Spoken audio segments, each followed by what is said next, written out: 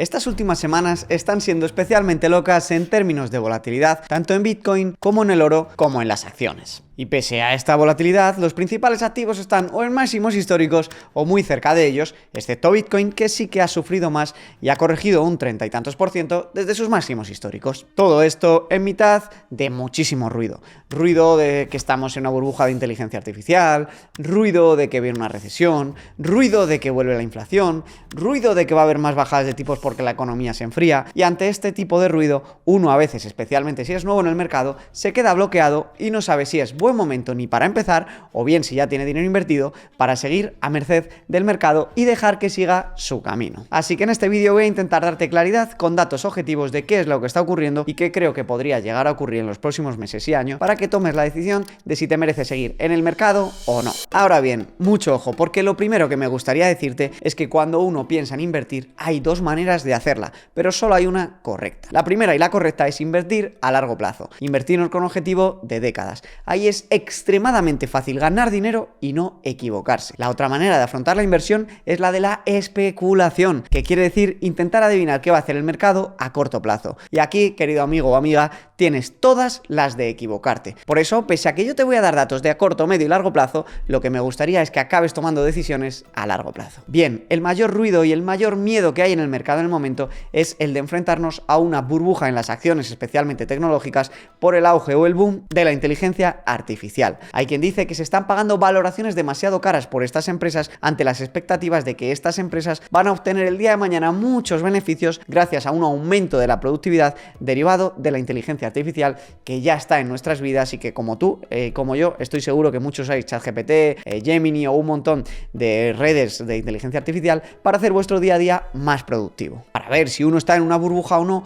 uno de los términos más utilizados es el precio que se paga por una empresa en relación a los años de beneficios que tienes que adelantar para ser propietario de esa empresa. Esto se conoce como el PER o Price to Earnings Ratio. En estos últimos años de avance tecnológico, especialmente desde el 2010, hemos visto dos grandes grupos de empresas en el S&P 500. Tenemos el top 10, que son empresas eminentemente tecnológicas, y las otras 490. Hay mucho ruido y miedo en el mercado porque se dice que el top 10 está con valoraciones demasiado altas y que además tiene demasiado peso en el índice. Ya sabéis que el S&P 500 es un índice de capitalización y esto quiere decir que se ordenan de mayor a menor las empresas por el tamaño bursátil que tiene, que se hace calculando el número de acciones que hay en circulación de una empresa por el precio de cada una. Pues bien, la representación del top 10 de las empresas ha llegado hasta un récord del 41% del todo el índice del S&P 500, es decir, las 10 empresas más valiosas valen un 41% del índice. Pero además se da la disyuntiva de que el precio que se paga por estas empresas del top 10 es mucho mayor del que se paga por las otras 490. En concreto, hoy en día se está pagando 30,6 veces beneficios por las empresas del top 10 de media y en cambio por las otras 490 se está pagando solamente, entre comillas, 19,4 veces beneficios. Si te preguntas por qué ocurre esto, que se paguen tantos años de beneficios, es porque los inversores asumen que el día de mañana los beneficios van a subir mucho y por tanto, aunque tú pagues a 30 veces beneficios de hoy, en 2, 3, 4 años, como los beneficios habrán crecido un 20, 30, 40%, realmente ese precio irá bajando mucho y su compra será inteligente. La realidad es que en los últimos años esto ha sido así. El top 10 de empresas ha aumentado las ganancias que ha recibido a mucho más ritmo que las otras 490 y se ha justificado muy bien las valoraciones en el pasado altas de estas empresas tecnológicas porque han conseguido subir los beneficios a proporción todos los años siguientes para justificar ese precio que se pagaba. Si uno mira el PER medio que se pagaba antiguamente o de media por el top 10, la media está en 20,7 veces beneficios por 30,6 de ahora y en las otras 490 está en 15,18 por 19,4 de ahora. Por lo que a priori, si uno simplemente mira medias, podría tener razón y decir que ahora el mercado está caro respecto a su media histórica. Sin embargo, para mí, uno no puede solamente quedarse en el ratio de beneficios que se paga hoy por una empresa. Esto sería quedarse con una foto incompleta y nunca nadie podría tomar buenas decisiones de inversión así. Para mí es muy importante este gráfico de aquí que nos muestra cómo ha evolucionado desde el año 2000 la media del margen de beneficios de cada empresa.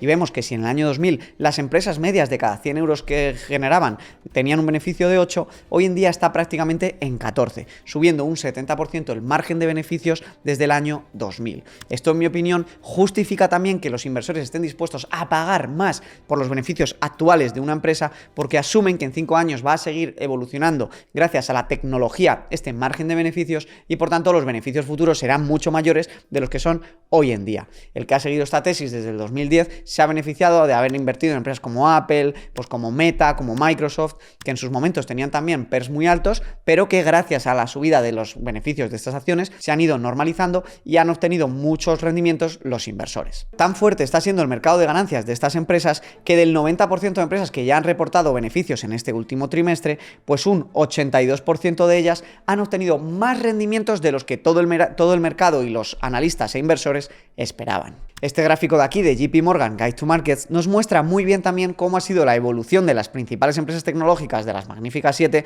contra el resto del índice. Vemos desde el 2021 cómo sistemáticamente este grupo de empresas ha ganado un 50% más de beneficios de los que ganaba el resto del índice. Esto te da una clara respuesta a por qué los inversores están dispuestos a pagar más precio de hoy por este grupo de empresas. Y adicionalmente, una manera de tranquilizarse es ver cómo estaban realmente las valoraciones de las empresas cuando sí que hubo una burbuja, que fue en el año 2000 y 2002. Este gráfico de BlackRock nos muestra que si hoy se están pagando 30 veces beneficios por empresas que sistemáticamente consiguen aumentar ganancias, vemos que en el año 2000 se llegó a pagar 55 veces de beneficios, es decir, estaba a más del doble de lo que están ahora las valoraciones. Y esto tuvo como consecuencia que el precio de las acciones subiese en el 2000 un 480% con solo una ganancia del 79% en beneficios. En cambio, hoy han subido un 77% los beneficios, pero la ganancia es de 121 veces o 3 veces menor de lo que subieron cuando sí que hubo una burbuja. Adicionalmente, y para entender un poco también cómo ha evolucionado el mercado y el apetito por el riesgo que están dispuestos a asumir los inversores, que ya vemos que es mucho menos del que asumían en el 2000, hay que decir también que el mundo financiero ha cambiado mucho desde entonces. Hay mucha más liquidez, los estados están mucho más endeudados y solo hay que ver que, por ejemplo, en el año 2000 el déficit del gobierno americano era del menos 1,5% comparado con casi un 7% que hay ahora. Es decir, hay mucho más dinero en el sistema, los estados se endeudan más y la deuda pública por aquel entonces era del 55%, contra un 120% que hay ahora. Ante esto, los inversores entienden que su divisa cada vez vale menos, lo vimos en el periodo inflacionario de 2020, y prefieren también pagar un poquito más por empresas de mucha calidad que han demostrado sosteniblemente que son capaces de mantener esas ganancias. Con estos datos, yo te diré que estoy muy tranquilo con el futuro del S&P 500, del MSCI World o del MSCI ACWI. Pero si tú todavía no estás del todo tranquilo, te diré que en el mundo de la renta variable hay un mundo más allá de Estados Unidos. Por ejemplo, Vanguard y Goldman Sachs, en sus predicciones a 10 años, dan más rentabilidad estos años a mercados emergentes, Japón y Europa, que a Estados Unidos. Una manera de no tener tanto riesgo en el mercado americano, si te parece que está caro, es diversificar geográficamente con mercados emergentes, con Asia o con Europa, que este año además lo han hecho bastante bien e incluso mejor que el S&P 500. Vanguard y Goldman Sachs dan como un 20-30% más de rentabilidad anualizada en estas regiones para los próximos 10 años que en el S&P 500. Y Goldman Sachs nos dice que el retorno medio de las acciones en la próxima década mundiales estará en torno al 7,7%, algo que creo que está bastante bien. Adicionalmente, en la renta variable también hay otras estrategias para bajar el riesgo. Por ejemplo, las small caps o los fondos de valor están infravaloradas en relación a las big caps. Sencillamente porque las empresas lo han venido haciendo peor que las big caps y que las empresas tecnológicas.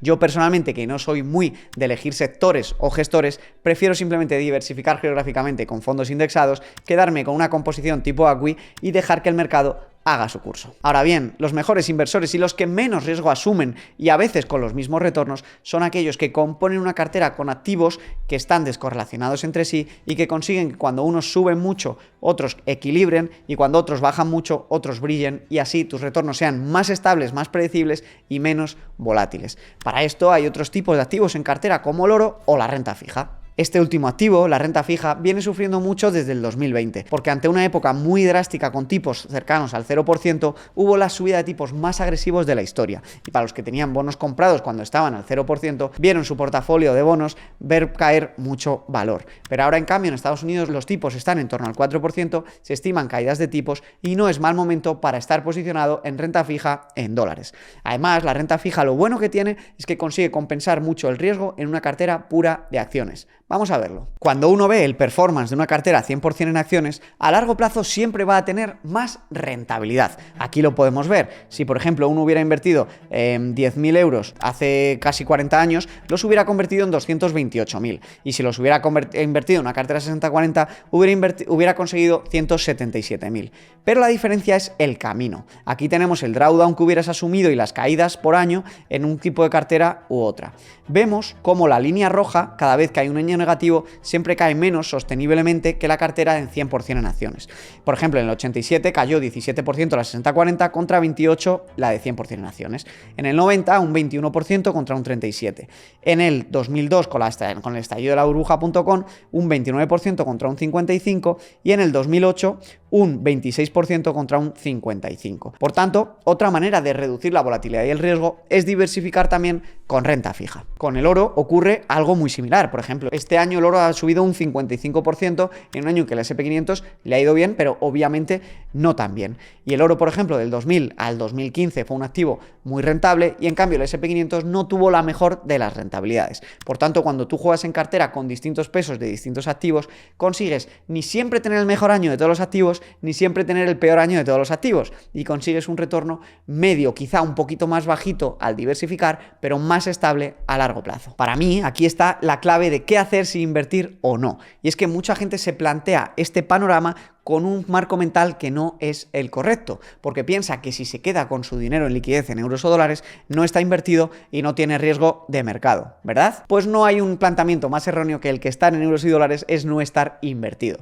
Estás invertido en la confianza de la moneda fiat, del euro y del dólar. Y mira conmigo esta gráfica de aquí. Si hay algo seguro que va a perder valor con el paso del tiempo, es el euro y el dólar. El dólar ha perdido un 99% desde el 1910, y no lo digo yo, lo dice la Reserva Federal, y es sostenido que esto va a seguir así. Solamente desde el año 2020, pues un dólar ha perdido un 30%, 35% de todo el poder adquisitivo que tiene. Por tanto, invirtiendo, tienes razón en que a lo mejor hay un año puntual que pierdes algo de dinero, pero si lo mantienes se va a recuperar y va a marcar nuevos máximos. Y en cambio, si te mantienes en liquidez, lo que es seguro es que sistemática y paulatinamente tu poder de compra se va a ir erosionando sí o sí. Teniendo esto en cuenta, mi enfoque siempre es no estar en liquidez, sino elegir una cartera con la que te sientas cómodo. Si a lo mejor ves demasiado riesgo solo estando en el mercado americano, diversifica internacionalmente. Si no te sientes cómodo solo con acciones, diversifica con renta fija. Si no te sientes cómodo solo con renta fija y con acciones, diversifica también con oro. Si quieres tener una apuesta más especulativa, diversifica también con Bitcoin. Crea una cartera que sea acorde a tus necesidades. Y adicionalmente a esto, para reducir la carga mental y estar tranquilo con tus inversiones, yo te recomiendo que siempre tengas un plan de 3 pasos. El primero de ellos es tener un fondo de emergencia amplio. Cuanto más conservador y más miedica seas, más amplio el fondo de emergencia. De 3 meses hasta 2 años de costes de vida, en función de lo que te haga dormir tranquilo. Porque si el mercado cae un 20%, pero tú tienes un añito de costes de vida ahorrados, tú vas a estar tranquilo que sabes que en ese periodo el mercado se va a recuperar y tú, si te pasase algo, podrías ir tirando de tu fondo de emergencia sin tocar tus inversiones en ese periodo en el que pueda haber volatilidad. La segunda fase del plan es que escojas bien tu cartera, como estábamos hablando, combinando los distintos activos. Y el tercero es que tengas la paciencia suficiente para dejar que el mercado haga su curso, veas cómo se recupere y vayas subiendo tú tu perfil de adversión al riesgo en función a cuanta más volatilidad hayas ido viendo y te hayas ido dando cuenta de que no pasa absolutamente nada. Me gustaría mucho enseñarte esta tabla de aquí de mi amigo Charlie Vilello. Charlie nos muestra con qué frecuencia pasan los drawdowns en el S&P 500, es decir, que aunque luego siga subiendo, hay una caída de ese porcentaje, ¿vale? Nos dice que caídas del 1% pasan absolutamente todos los años, caídas del 5% pasan cada año y un mes, caídas del 10% pasan cada año y 6 meses, caídas del 15% pasan como cada 2 años y medio, caídas del 30% pasan cada 10 años, caídas del 40% cada 16 y caídas del 50% cada 48. Por tanto, cuando uno empieza a invertir, no es una cuestión de si el mercado va a caer, sino de cuándo va a caer, porque caer va a caer seguro. Lo que también es seguro es que si inviertes en bonos activos diversificados internacionalmente, a largo plazo se recuperarán. Y es que esta otra gráfica me encanta. Cuando uno empieza a invertir y oye el 10% anual, se piensa que va a ser una línea recta como si fuese un depósito o una cuenta remunerada, pero la realidad es que el camino real es el que ves abajo, con subidas, bajadas, años planos, años con subidas verticales y años también, por desgracia, con caídas muy verticales. Pero a largo plazo se acaban acaban consiguiendo esos retornos y acabas viendo multiplicado tu poder de compra, tu patrimonio y tu riqueza. Y es que si hay algo claro es que invertir en máximos históricos no es mala idea en términos históricos. Aquí nos lo muestran nuestros amigos de JP Morgan con estas ilustraciones de aquí. De hecho, han visto que en un 80,1% de las veces invertir en máximos históricos es incluso más rentable que invertir en un día cualquiera del mercado, y que a 3 y 5 y 2 años suele ser más rentable invertir en máximos que no invertir en máximos, por la sencilla razón de que el mercado está diseñado para subir, cada vez hay más emisión monetaria, las empresas se benefician de eso, suben sus márgenes de beneficio, suben sus ganancias y los inversores pagan más dinero por ella y tú te beneficias siendo poseedores de sus acciones. Por tanto, en términos de volatilidad, yo te diría que la mejor receta para saber si invertir o no es hacer zoom out y mirar el mercado con perspectiva. Aquí tenemos una tabla súper curiosa que nos muestra desde el año 1950 la caída máxima interanual que hubo y la subida final en donde pone TR. Como vemos, la caída media dentro del año fue de un 13,7% y el retorno anual medio desde 1950 de un 11,5%. El 72% de los años tienden a ser positivos y no invertir por miedo a una caída es un error. Lo que sí que es un error es no tener fondo de emergencia y entender todo esto antes de invertir, por si viene la caída, no vender en pánico y simplemente dejar el camino a hacer su curso. Teniendo esto en cuenta, lo siguiente que debes entender es que cada año habrá un activo que brille y no debes de perseguir la rentabilidad de ese año en curso o del año pasado. Tienes que posicionarte con una cartera con la que vayas a casarte los próximos 5, 10 o 20 años. Aquí podemos ver los retornos por activo desde el año 2011 y ver pues cuáles han sido más rentables. Pues desde el año 2011 al 2025, uno de los más rentables, sin duda alguna, ha sido la inversión en empresas del S&P 500, que ha dado un 583% de rentabilidad. Las empresas tecnológicas dieron un 1100% y el oro desde el 2011 dio un 170%. Mercados emergentes un 65% y Bitcoin un 280.000 millones por ciento prácticamente. Al final, lo único que tiene que ver es que elegir el activo cada año que va a ser más rentable es imposible. Lo que tienes que hacer es una combinación de los activos que más te gusten y dejarlos crecer. Para esto, planificarse y entender bien tu situación es indispensable, porque no es lo mismo la planificación y la cartera que tienes que elegir si tienes 60 años y necesitas el dinero para jubilarte, si tienes 25 y estás ahorrando para una casa, o si tienes 35 y ahorras a largo plazo para la jubilación. A esto te ayudamos y te enseñamos en Método Limbes. Te dejo aquí abajo la info por si quieres agendar una llamada con uno de mis expertos para conocer tu situación, entenderte y ver si te podemos ayudar a planificarte financieramente y que puedas entender todo lo necesario para crear tu propia cartera de inversión a largo plazo de manera segura, estable y rentable. En Método Limbes ayudamos a cientos de personas cada mes y sin duda muchos de ellos ya están acercándose a su objetivo y se sienten mucho más libres y felices y tranquilos de haber dado el paso. Y es que al final el mercado es inestable y te saca de los nervios, pero si estás acompañado de expertos y de una comunidad que te empodera y con la que compartes el camino, todo se hace mucho mejor juntos. Personalmente voy a seguir invirtiendo, sigo haciendo DCA mensual en mi cartera de inversión y no voy a parar ante este ruido del mercado. Soy muy optimista con las mejoras de la inteligencia artificial, veo en mi negocio y en mi día a día cómo me aumenta la productividad y cómo me permite ganar más con menos, y creo que esto se va a notar en el mercado en 5 o 10 o 15 años, y creo que dejar de invertir en un momento en el que se viene una revolución tecnológica increíble y que las acciones todavía no están ni mucho menos en fase de burbuja como vimos en el 2000 puede suponer dejar de ganar mucho dinero a medio plazo. No obstante, como siempre, tú debes de sacar tus propias conclusiones y hacer tu plan de inversión. Nos vemos la semana que viene con un nuevo vídeo más. Muchas gracias.